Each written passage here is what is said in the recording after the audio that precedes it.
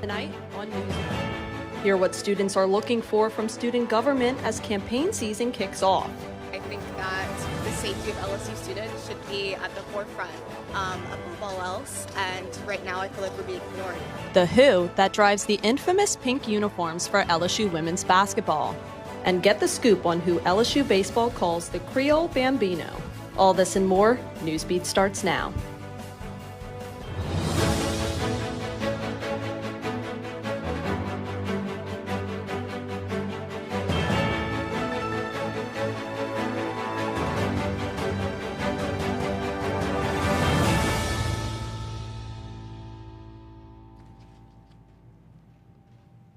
Good evening and welcome to Thursday Newsbeat. I'm Lexi DeCastro. And I'm Audrey Foster. Thanks for tuning in. With student government elections right around the corner, LSU students are looking for those who will tackle key issues and create a stronger, more vibrant campus. From academic goals to campus improvements, they're sharing what changes they want to see from their next leaders.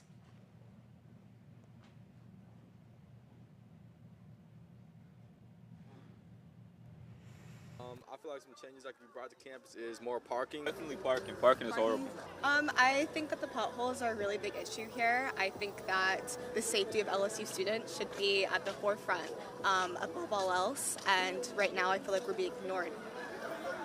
So I would definitely say put in more parking spots, more parking passes. That way they aren't ticketing students. I think I rack up at least $1,000 in tickets every semester. So.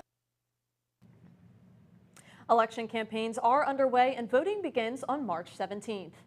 LSU women's basketball recently held its annual Play for K game, but many people are unaware of the significance the game holds. Reporter Abby Kaiser took an inside look at not only what these women are playing for, but who.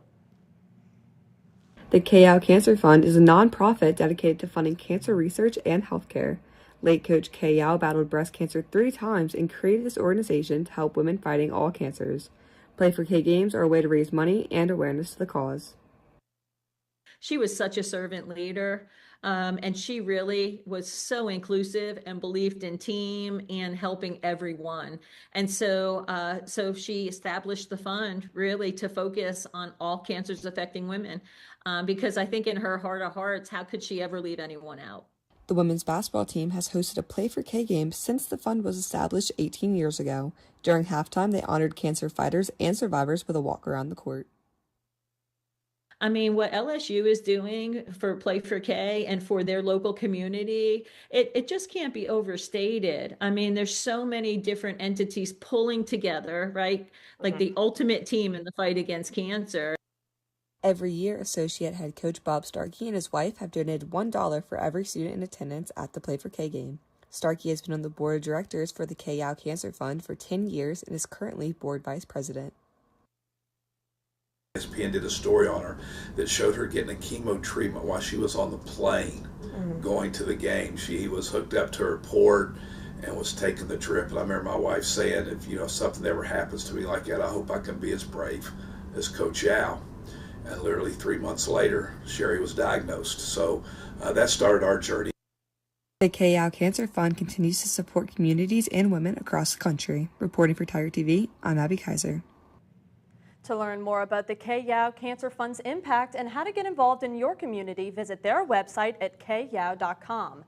And women's basketball isn't the only organization showing up for something they believe in. That's right, Audrey. Local artists showcased their work this past Sunday at the LSU Museum of Art, kicking off the first day of Black History Month. Reporter Lana Lawson shares how their art is connecting with the community. Free First Sunday is an event that allows guests of all ages to visit the LSU Museum of Art for free, and this first Sunday celebrated Black History Month by giving Black artists the opportunity to showcase their work on display. LSU Museum of Art Programs Manager Quan Smith says Black History Month is about making connections with the community, and for him, this event was the perfect way to bring people together.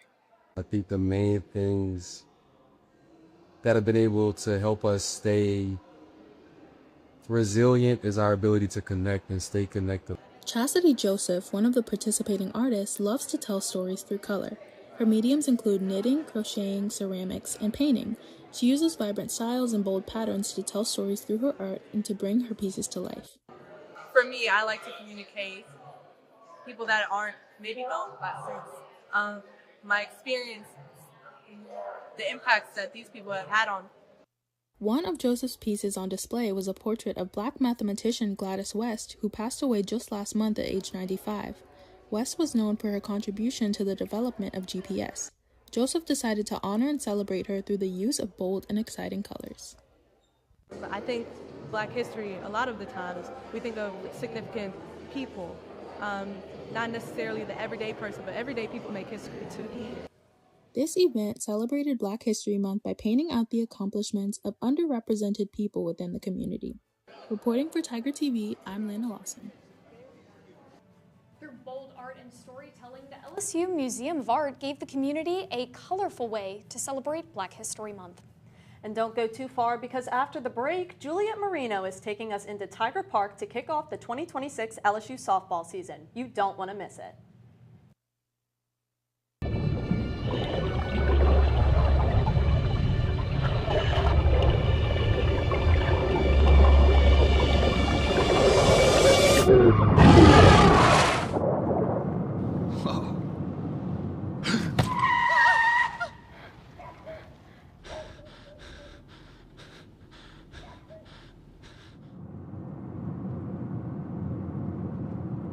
Eyes forward. Don't drive distracted. Be right there. Wait. Use the shovel and bucket of water, remember? Drown, stir, drown, feel. Then make sure it's cool. Where'd you learn that? SmokeyBear.com. Brushed up on some tips before we left. Don't want to start a wildfire, right? Only you can prevent wildfires.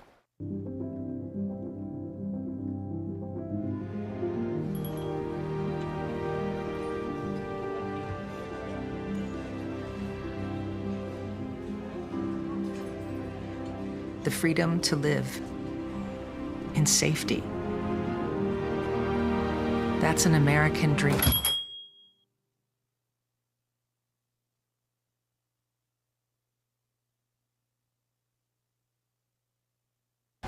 There's nothing like celebrating a big play. But now, we're celebrating something bigger than sports. Love, you're mine. Love? You're mine. You're training your mind as much as you're training your body. For me, just stay grounded. Be with the people who make my mental health better and not worse. So when you see us hit this, it's a reminder to love. You're mine.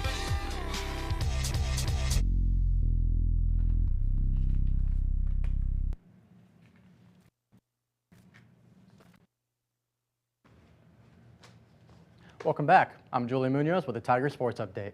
Before we take a look into the 2026 LSU baseball season, reporter Juliet Marino is live from Tiger Park, where LSU softball is set to start their season. Juliet?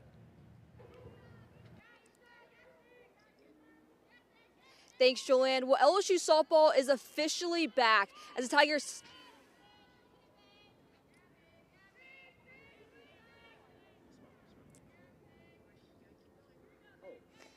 Thanks, Julian. Well, LSU softball is officially back as the Tigers take the field tonight against NC State at 6 o'clock. Now, it's only an hour before first pitch. We've already started to see fans rolling on into Tiger Park to hope that their team starts the right way with the win.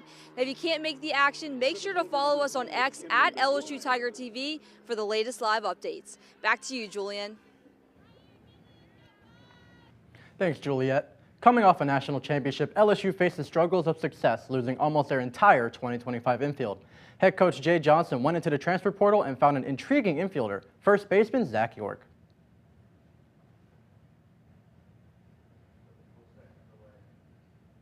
York is coming into Baton Rouge after some great years at Grand Canyon University, where he led the Lopes to the NCAA tournament in 2024.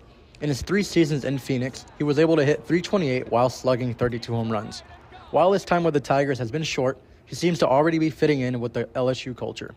That dude's a character. He does something different every day that we love. I mean, we love having him around. He's awesome for our team. Like I say, he's one of the guys that, as good of a ball player as he is, he's an even better person. Super fun to be around and could be the next Creole Bambino. The Creole Bambino will be looking to fill the vacant first base position after the departure of LSU legend Jared Bear Jones after he was drafted to the Houston Astros this past MLB draft. York brings an excellent bat to the lineup where he will look to drive in runs and hit for power.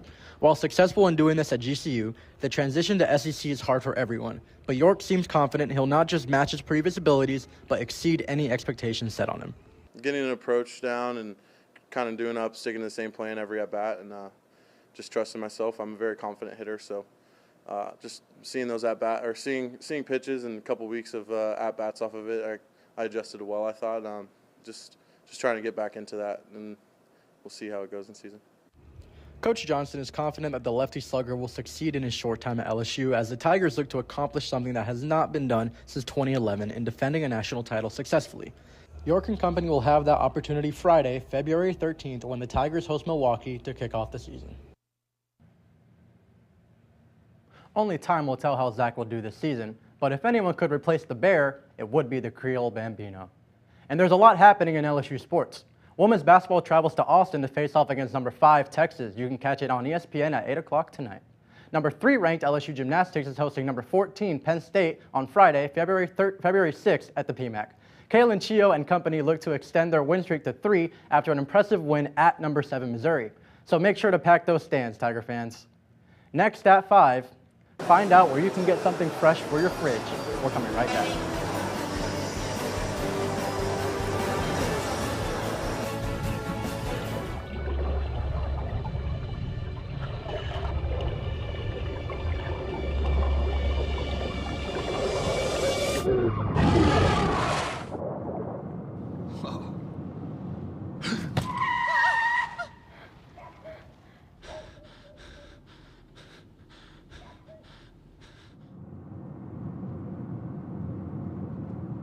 Eyes forward.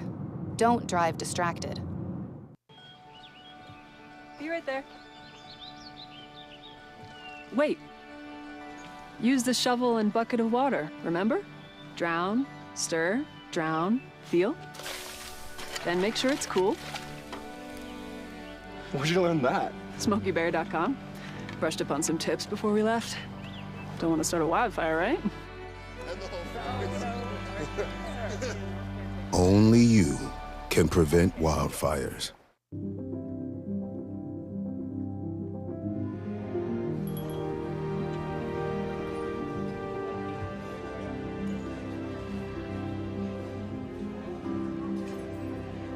The freedom to live in safety.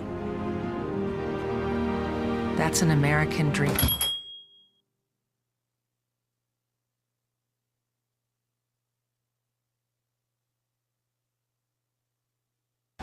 There's nothing like celebrating a big play.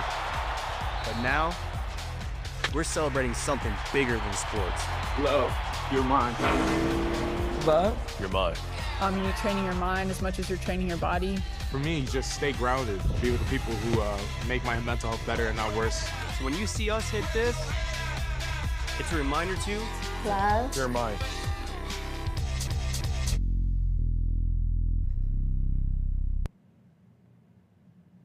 As Baton Rouge takes on a cold front, a local farmers market commits to their phrase, rain or shine, and hosts its market despite the rough winter conditions. For nearly 30 years, the Red Stick Farmers Market in downtown Baton Rouge has committed to staying open regardless of the outside conditions. Customers get to enjoy a warm, delicious breakfast while exploring all the goods that local and outside vendors offer, such as cheese, juice, and honey. While temperatures outside reach the lower 20s, the market is able to move from its usual outside location and into the indoor Main Street Market. Vendors are dedicated to show up for their loyal customers and are willing to fight the cold and show up for the community. Job done. And we have just a lot of loyal customers at this farmers market that shows up on days like today, and we just can't thank them enough. If you're interested in seeing what the Red Stick Market has to offer, you can stop by on Saturdays from 8 to 12. Well, that is all the time we have for tonight's Newsbeat. Until next time, I'm Audrey Foster. And I'm Lexi DeCastro. Have a great night.